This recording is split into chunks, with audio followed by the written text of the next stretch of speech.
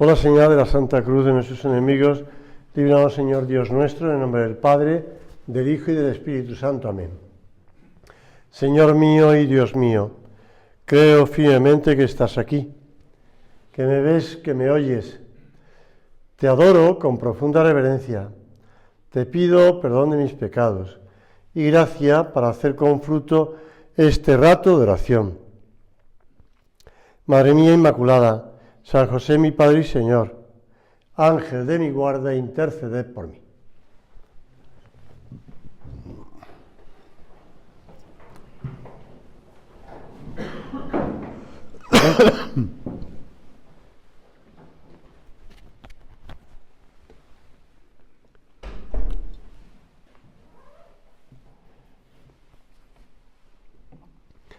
Vamos a contemplar ahora la pasión y muerte del Señor. Ya sé que cuando en el ejercicio del Vía Crucis se va contemplando, pero siguiendo los pasos de la vida de Jesús, llegamos a ese momento de la pasión. La muerte de Cristo. La muerte de Cristo es el signo supremo del amor de Dios por nosotros pecadores. Y es el modelo de la entrega del hombre en las manos del Padre Dios. Por esto, justamente, decía Juan Pablo II, es fuente de vida, victoria sobre el mal y el pecado, principio de vida vivida en obediencia, fidelidad, entrega a Dios y a los hermanos.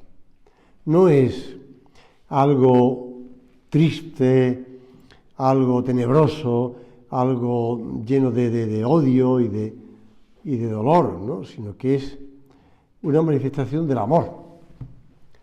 Del amor. Por eso, San Pablo de la Cruz, que llevaba en su nombre la palabra cruz, explicaba en sus cartas que es cosa muy buena y santa pensar en la pasión del Señor y meditar sobre ella, ya que por este camino se llega a la santa unión con Dios. En esta santísima escuela se aprende la verdadera sabiduría. En ella la han aprendido todos los santos. Así que os animo a que meditemos con frecuencia, no solamente llegada la Semana Santa, no solamente, pues si quieres, los viernes de Cuaresma, sino que en todo momento meditemos también nosotros. El Papa Juan Pablo II hacía el Vía Crucis todos los días. Estuviera de viaje o de estos viajes apostólicos que hizo por todo el mundo, ya estuviera en Singapur o ya estuviera en Nueva York, ya estuviera en Londres o estuviera en Buenos Aires. Es decir, él siempre hacía el Vía Crucis. Y si llegaba tarde a la residencia donde vivía, pues lo hacía tarde, pero lo hacía. Era algo que a él le ayudaba mucho, Todos recordamos, por lo menos los que somos menos jóvenes, recordamos las escenas del último Vía Crucis del Papa, que él no pudo asistir al Coliseo y en cambio estaba en su capilla, y se le veía la espalda del Papa, se veía la cruz que tenía en las manos, mientras que él iba oyendo y viendo lo que se transmitía por televisión del Vía Crucis en el Coliseo en Roma. El Papa nos enseñó también a llevar la cruz, esa enfermedad que tuvo que padecer, que padeció los últimos años de su vida, más los atentados, etcétera, etcétera. Él se identificaba con la cruz de Cristo. Los evangelistas, como te decía al principio, nos narran con detalle los sucesos de la pasión del Señor. Es más, los estudiosos de los evangelios, yo siempre que digo esto, o que leo esto en los estudios sobre los evangelios, pongo siempre un poco, no en duda, pero sí diciendo, bueno, entre comillas, ¿no? Pero los estudiosos de los evangelios sostienen que las primeras escritos, porque ten en cuenta que muchos libros de la Biblia antes estaban escritos en trozos. No pasa nada, eso es, ya te dije antes con el primer Isaías, el segundo Isaías, el tercer Isaías. Así que, según los estudiosos, analizando, ha habido 3 escritores que han escrito el libro de Isaías. Y que ha habido un cuarto o un tercero que ha escrito la tercera parte y ha recopilado las otras 2. Bueno, pues se centraban sobre todo en la pasión. Los primeros textos, digamos, de los evangelios, o los primeros antecesores de los evangelios, son sobre la pasión del Señor. Y lo demás después se fue articulando a raíz de eso. Pero claro, es lo más importante, la pasión, muerte y resurrección de Cristo. Por lo tanto, los primeros cristianos enseguida oían hablar de la pasión. ¿Por qué? Pues es evidente, ¿no? Porque era la señal del amor de Dios por ellos, que no había perdonado ni a su propio Hijo, sino que le había entregado a esa pasión y muerte por amor a ellos. Y era la señal de que Dios, hecho hombre, había vencido al pecado y a las armas del pecado, que era la enfermedad y la muerte. Por eso los evangelistas narran con detalles los sucesos de la pasión del Señor, cosa que podía producir escándalo. Podía producir escándalo. Incluso cuando San Pablo predica en el Areópago de Atenas, produce escándalo que hable de la resurrección, claro. Y dicen, Pablo, las muchas letras te han afectado al cerebro, te escucharemos otro día. Pero, bueno, más bien Saulo, estaba en Grecia. Y estos sucesos quedaron muy grabados en la memoria de los discípulos del Maestro. Y así se perciben los discursos de los apóstoles en el libro de los Hechos y en la intensidad de la narración de los 4 evangelios. Señor, te pido que también se queden muy grabados en nuestros corazones. San Mateo pone de relieve 2 cosas. Por una parte, la grandeza de Jesús ante la perfidia de sus acusadores y el motivo por el cual sufrió todas esas afrentas. Lo hizo porque Él es el siervo doliente anunciado por los profetas que cargó con sus pecados. Cada uno de los evangelios están narrados con una intención concreta y cada evangelista tiene su intención. Eso no quiere decir que no estuvieran inspirados por Dios, pero Dios no le quitaba la voluntad a los evangelistas. Entonces, eso es lo que quería Mateo. Dejar claras esas 2 cosas. Cómo el Señor reacciona ante, digamos, los acusadores y los que le llevaron a la muerte, y por otra parte, que Él es el siervo doliente, que en Él se cumplen las profecías. San Marcos, que aunque es el evangelio más corto, pero cuando habla de un tema habla con profundidad. Otra cosa es San Juan, pero bueno.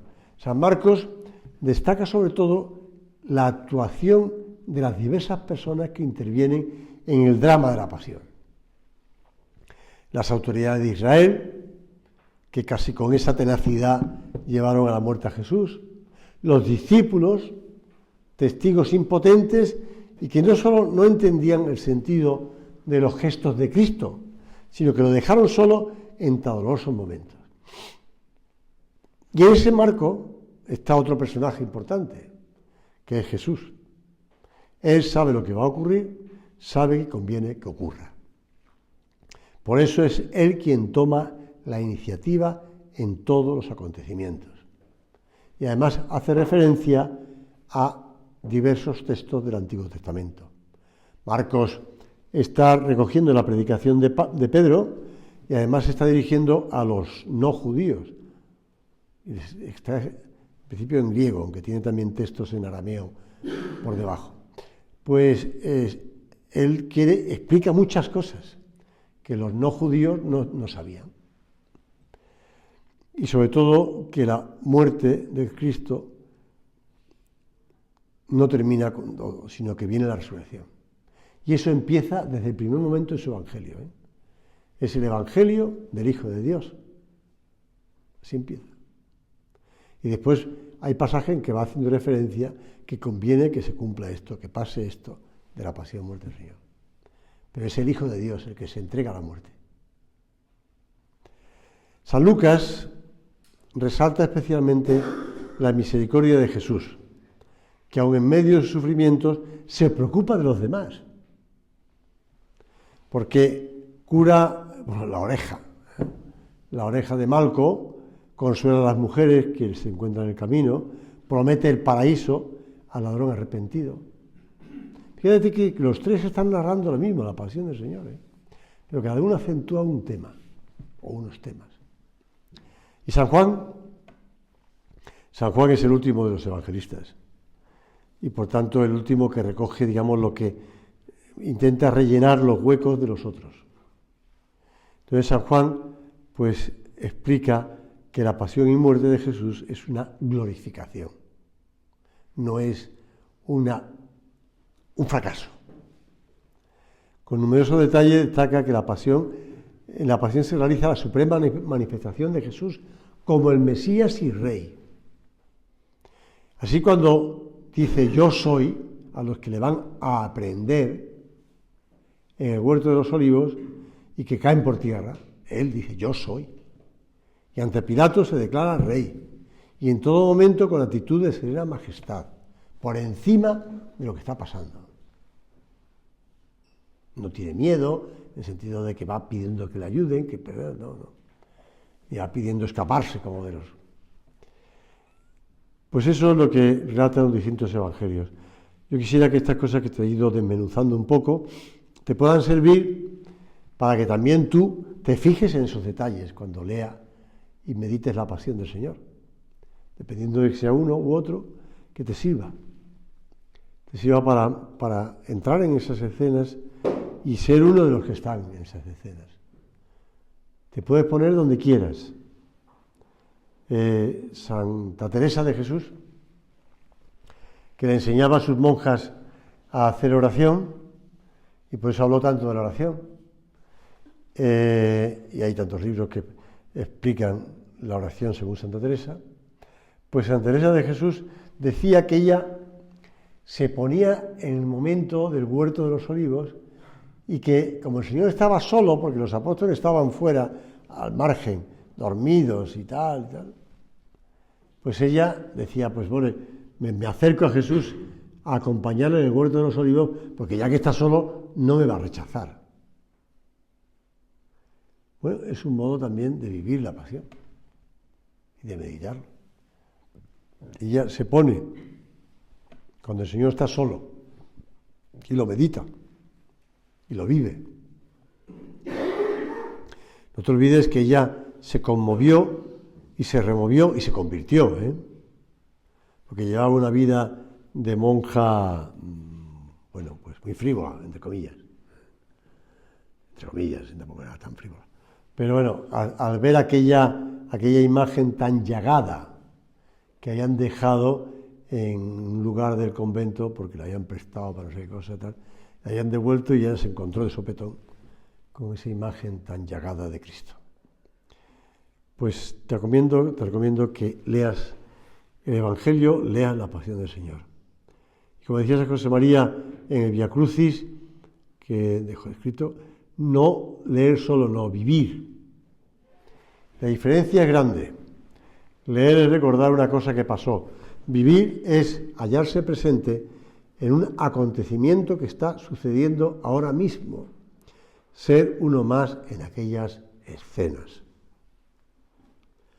Y entonces deja que tu corazón se expansione, que se ponga junto al Señor, y cuando notes que se escapa, que eres cobarde como los otros, pide perdón por tus cobardías y las mías.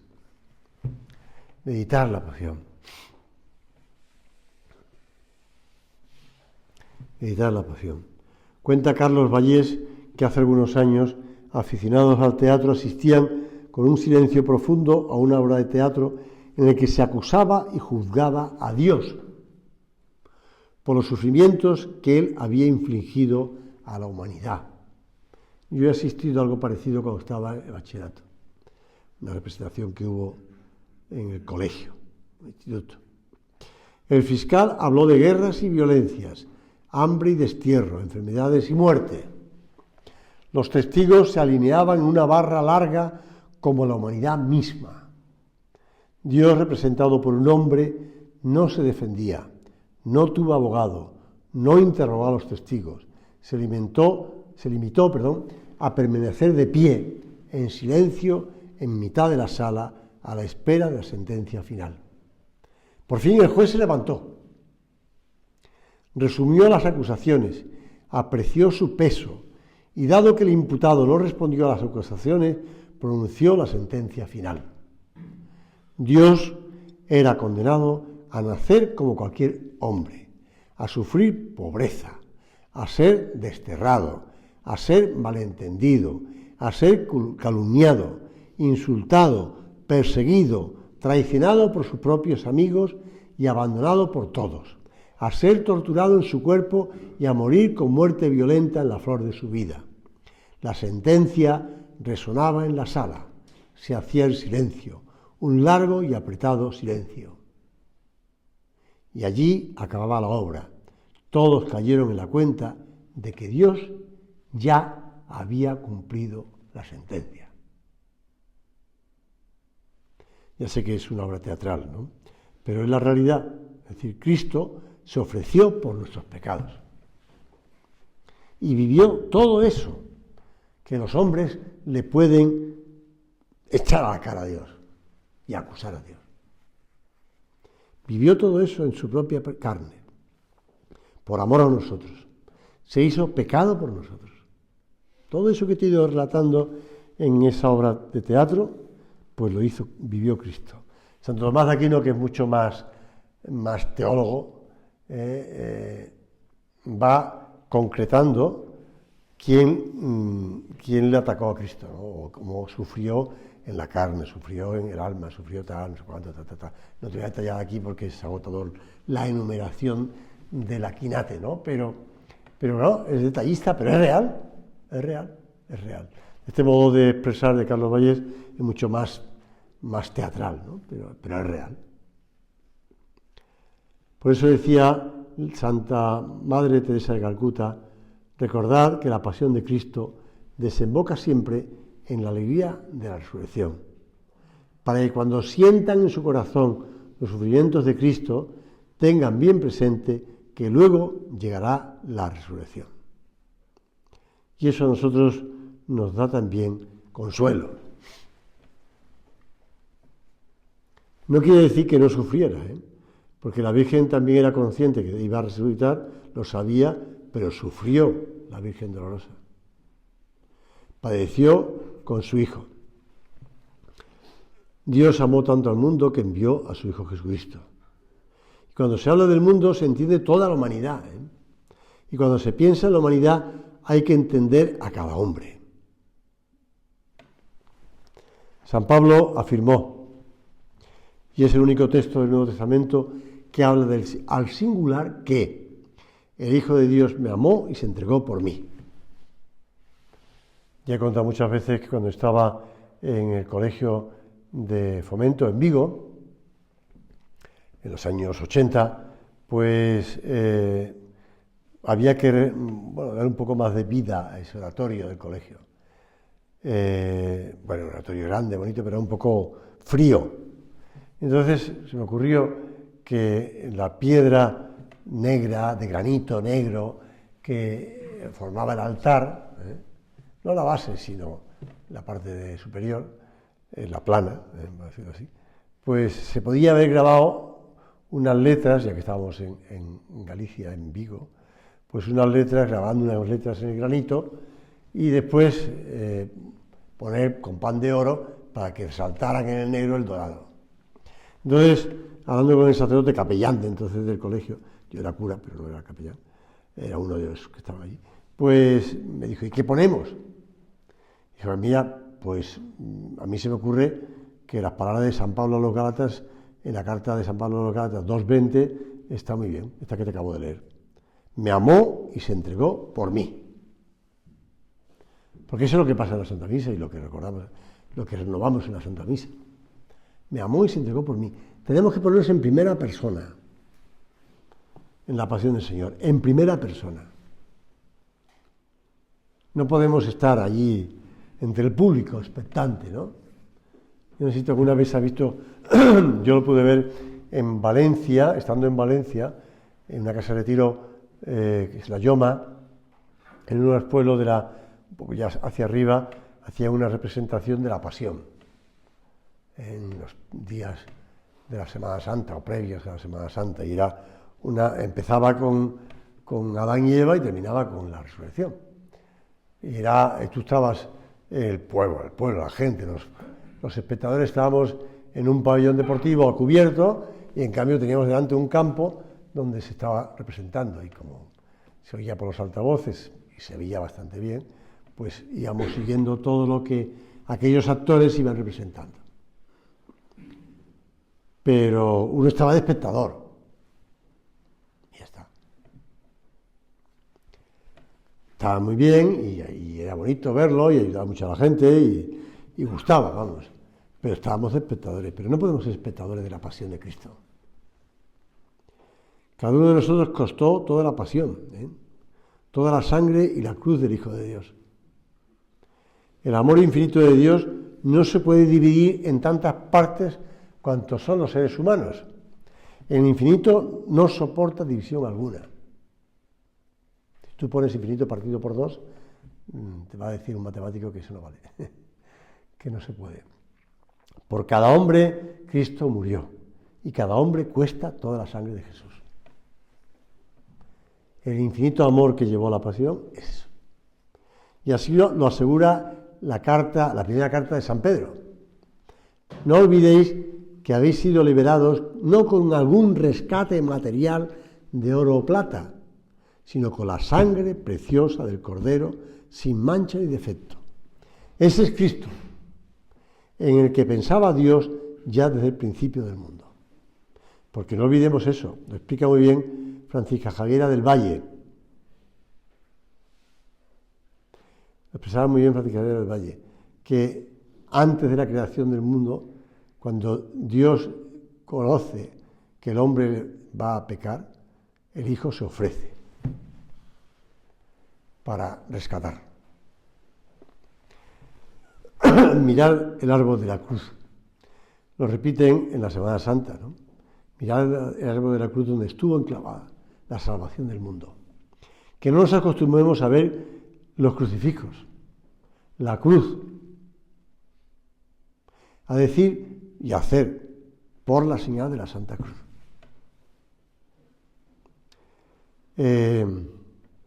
Ya lo he contado muchas veces, pero en cierta ocasión, cuando vivía en Santiago de Compostela, un sacerdote amigo y del Opus Dei, me pidió que acompañara o que ayudara a un sacerdote que estaba haciendo el Camino de Santiago, que era párroco en una parroquia cercana a Nueva York, porque son varias diócesis alrededor. Bueno, pues entonces le estuve acompañando, le acogíamos allí en Santiago, se sintió estupendamente porque pudo dormir en una cama, le pudo hacer el camino desde Roncesvalles. Le pidió permiso a su obispo y se tomó unos 20 días largos para hacer el Camino de Santiago. Y entonces, por la tarde del día de Santiago, que lo llevé, concelebró en la catedral con todos los obispos, vio la Botafumeiro, otras cosas. Por la tarde, después de comer, lo llevé a Finisterre. No le hacía mucha ilusión, pero dijo, es que yo no sé qué hacer contigo ahora, por la tarde del día de Santiago. Ahí hemos estado comiendo en el Colegio Mayor La Estila, había estado de tertulia con los residentes allí, que estaban en el curso de verano y había mucho de cosas y tal. Total, que este hombre lo llevé a Finisterre y antes de subir al cabo, a donde está el faro, hay una ermita con un Cristo. Estaba una señora a la puerta de la ermita, puerta abierta, ahí sentada, pues no sé, para la gente que entraba allí, para que no pasara nada. Estaba como vigilando, entre comillas.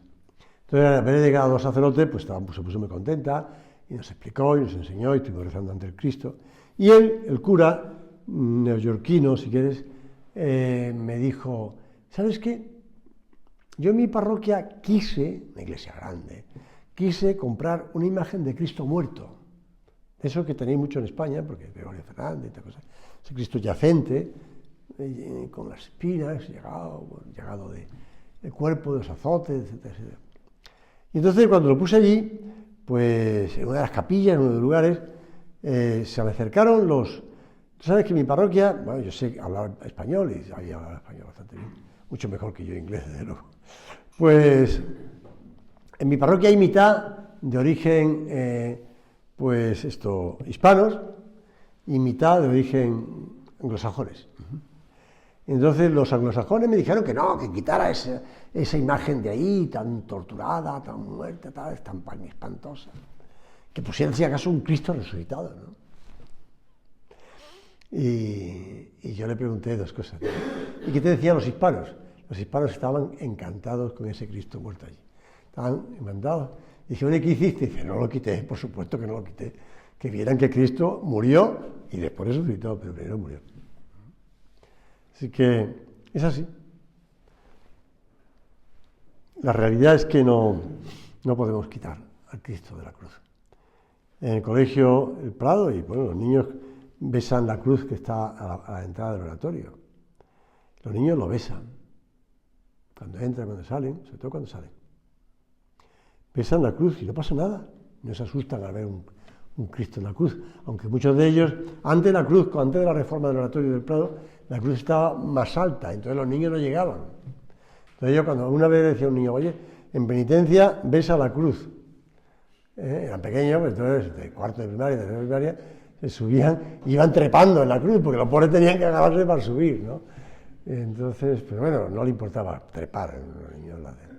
Bueno, también trepan ahora con el San José que está en el oratorio para llegar al Niño Jesús que está arriba, y tenemos miedo de que se caiga el San José y el Niño Jesús, pues sobre todo el Niño Jesús. Pero bueno, entonces ahora está más bajo, con lo que es más fácil ya, que todos los de primaria, primero, segundo, todo, pueden besar la cruz. No pasa nada, es estupendo, que aprendan que ese es el misterio del dolor, del amor. Benito XVI lo decía, el misterio del dolor parece ofuscar el rostro de Dios, haciéndolo casi un desconocido o incluso señalándolo como responsable directo de los sufrimientos humanos. Pero los ojos de la fe son capaces de mirar en profundidad en este misterio. Cuando la gente diga, no creo en Dios que permite sufrimiento. Cada cruz que aceptas y amas, creces en el amor. Lo importante es que sean las cruces de Cristo, no a los falsos calvarios.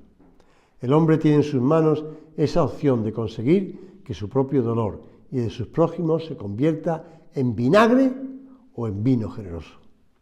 Yo he comprobado aquella frase de León Bloy, que aseguraba que en el corazón del hombre hay muchas cavidades que desconocemos hasta que viene el dolor a descubrirnoslas.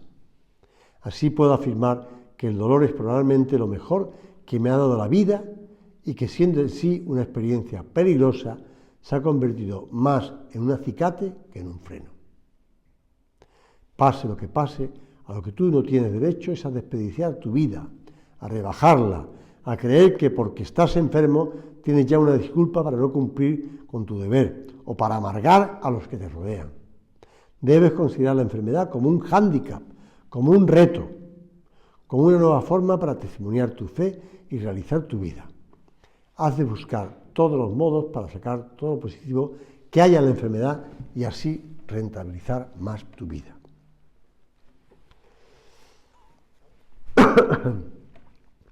Bueno, terminamos la meditación, porque es la hora, voy a contar aquí alguna anécdota más de los chavales, pero ya es la hora. Acudimos a la Virgen Santísima, ella estaba al pie de la cruz. Ella estaba al pie de la cruz y contemplaba la pasión de su hijo. Y no contemplaba la pasión de su hijo lamentándose, llamando a gritos, insultando a los que estaban haciendo padecer a su hijo todo aquello. Ella estaba con esa aceptación, con ese amor, con ese deseo de identificarse con la pasión de su hijo, para morir con Cristo, para resucitar con Cristo. Le pedimos a la Virgen de los Dolores, que nos ayude también a nosotros a acompañar a Cristo en la cruz.